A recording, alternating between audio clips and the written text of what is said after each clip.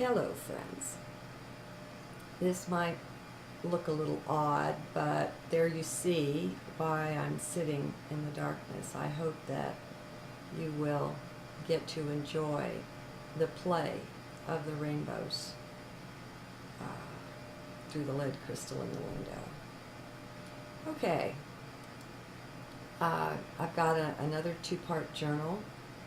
This one actually labeled Part 1 and Part 2, both written on the 30th of August. This is the first one, and the Mayan day was 9 Road. It's got a nice link to go with it, and I don't know if I'll add some more, but it's an Adyashanti talk that has a really intriguing title: What Happens When I Stop Doing? So let's see what's here. It's been a little while since I wrote it. As I've been sharing, it's been and is an odd time for me. The journals display that, both in their presence and their absence. For instance, I noted when saving the one I wrote yesterday that it had been 10 days since I last wrote one. Now, that's a huge span, once unimaginable to me. So many old ideas have been breaking down lately as I watch their opposite manifesting. Just quietly watching, observing, sometimes wondering, but not always. It just is what it is, and it's not my job to run the world or to change it. My job, if you will, is simply to be me, even without knowing what that is. Getting along with not knowing. That could well be a motto of the recent time. Acceptance of not knowing. There is still that within me which rises up against it. No, well, that just is what it is too. No sense trying to hide it or to hide from it. We all have many of these seeming conflicts, often hidden within, hidden until we're ready to face them. Yet, once we start practicing a very simple acceptance of life, all of it, not just parts of it, then it's as if these things have permission to show themselves. Okay, then what?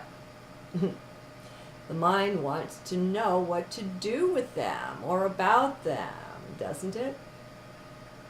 Well, have a look, a quiet look at that. Go even deeper. There is no need to do anything about anything.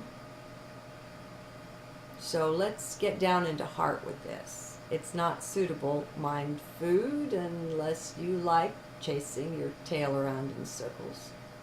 Let's stay deep within.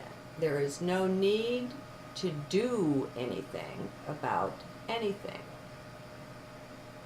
Just sit with that. What does it bring up for you? Does it bring in a breath of freedom and relaxation? Does it soothe your soul, perhaps? Stay with it if you like to go deeper and yet deeper. Who knows where it will lead you? Well, Source knows, of course. Let us learn to let go sufficiently to ride the flow of Source, of our own higher self. Let us quit acting, quit feeling the need to act, to respond, to do. Just be. Try that on instead. Sort out your life in such a way that you make time for both doing and being, but don't get the two mixed up. I'll mix them up later for you, but for now, let it be this simple. We're on an outer layer of peace here, of that deep peace that's found within, yet we're still in the outer walls, between the outer walls of the heart castle. It has numerous layers and levels of closeness. One doesn't try to skip over them, to go straight to the depths, for that leaves one vulnerable to all sorts of things that would have been dealt with in that track. That's to be not content with being now here, the place we actually are. Acceptance. Offer life your acceptance. Yes, even those things that seem to bring hurt, or that do. It's all fine. Learn to trust life. It has your best interests always at heart. It can be trusted. Now, that's not saying to place trust in anything outside the self, in other people, situations, circumstances. Centering is an exercise in truly coming home, capital H, from a deeply centered state. We just know which way is best, what's best in a higher way than just best for the body, the avatar, or the bank account. That sort of best is very much second place to this. So, let's go within and learn to stay there, to park the attention in the central chest, and then just be. That's all, just be. Let there be no words in the environment, for these activate mind. So let us turn off TV, radio, or music with lyrics. Silence is best for this. Or perhaps beautiful instrumental music to bless your soul. Okay, we mentioned doing and being, mentioning them as if they could be separate, and they can, but not always. There's a doing which most practice, which is almost entirely a product of mind, and we're all familiar with that. Yet, even in the midst of that, our being nature can shine. When we speak too quickly, without taking something to heart first, that is, when we react instead of respond, then we get a quick indication from our being nature that we're out of harmony with it. Our being nature is always present to us. It is us who are often not present to it. Yet that can easily change. It takes just a firm intent. Earlier on, I spoke as if being and doing could be separated out, and in the outer courtyards of the heart castle they can be. One can even become astute at identifying when doing is acting against one's inner being, or crossways to it. By becoming more present, by noting more clearly when the inner being speaks up. So we see that these two, doing and being, can march together in this way, even though we're not in full presence, in full consonance with the being, Yet we can feel it speak, can note what it says. Yet in this outer courtyard, these two still tend to go their own way, meaning sometimes we go with, sometimes against what our deep inner being would desire. First, let us be open to this, to admitting that no human is perfect in their humanness. Most are a study in contrasts, and that's perfectly fine. We did not enter 3D to become perfect little marionettes, never making mistakes.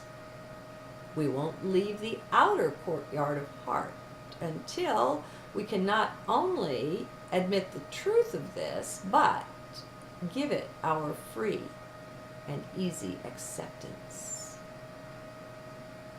Now, yes, I know this conflicts with most of what many of us have been taught.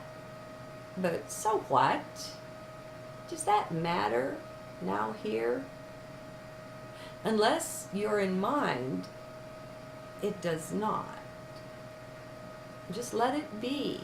Self-acceptance is such a gem here. Not the doing, the action of forever trying to improve things or self. Let us practice a simple acceptance. We take the next step when gratitude arises, when appreciation is born for what is, whatever it is. When we feel no need to improve self, to improve or fix this or that, then we can move gently from acceptance into appreciation. And it all happens quite naturally. It doesn't need to be manufactured. Things will show you their innate beauty, their own divine aspects when you are open to them, when you are in simple acceptance. So, it pays to spend whatever time feels right to heart in these outer courtyards, between outer castle walls, for the castle has numerous walls surrounding it. As we spend time in them, between them, we are gently refined. We are led into our essence, which is where perfection lies. It is not, nor was ever meant to be, in our outer manifestation. All comes together in the end, but that's another story, another day. For now, let us be ever alert and aware of nothing but the now here. Let us park as much of our awareness as possible in heart and just leave it there as we go through our days and our nights of 3D manifestation. Let us practice a glad acceptance. It in itself will bring joy. The natural blessings are always right there, are always built in. Our time spent here is so very precious, for it is the time during which our roughest edges are worn off. Now, of course, they will first be brought to our attention, and if we're in mind at that point, that will be most uncomfortable. We've all been given this false sense of needing to be perfect in our physicality. Let it go. Your perfection already is. There's no need to defend it. No need to enforce anything on your 3D experience. Remember, just gentle acceptance, even appreciation. If we went into any of the inner courtyards of heart before having these rough edges ground off, now that would be uncomfortable. we would be and feel out of our element. The inner courtyards help us round off the edges that are less rough. So being there with our roughest edges intact would just not be very cozy. And the light present there being a bit more intense, instead of feeling like the blessing it is, would just irritate us in those areas of the rough edges. Do you see or sense? I know many of you know this. Humility is a divine attribute, but not in the way mankind has been taught to view or define it. Just as man's definitions of love bear no resemblance to divine love, so it is with humility. It's a natural attribute of heart. So, along with knowing that you are Source, you will also find a deep, a beautiful humility that will help keep your head screwed on straight. That's not to say that your friends and acquaintances, your family, or peers will understand you. But don't expect that of them. Let them be who they are and just keep the focus on heart, on you. It is enough. You will be led and guided always into the next perfect step. It won't always be easy either. Don't expect that. Just surrender to whatever is and follow heart in it. While that may look to some to be tremendous weakness, you'll soon know the ultimate strength of this way of walking through life. Life will open up and expose its treasures to you. Soon, so soon will you know how you are loved with a love beyond all possibility of being measured. Life truly loves you, but due to your various beliefs, you may not yet be seeing that. Most of us don't. You are the beloved. You are the divine. You are the one. You are that which all life adores and admires. You may not yet know this yourself, but it is there for you to uncover, to discover, if you will. And remember, it's all about choices. All one can do is make the best choices in the now here, in the moment one occupies, and no more is required. Then feel safe to let tomorrow and all the tomorrows and yesterdays take care of themselves while you are nestled deep in the arms of divine love. Love yourself, my friend. It is God.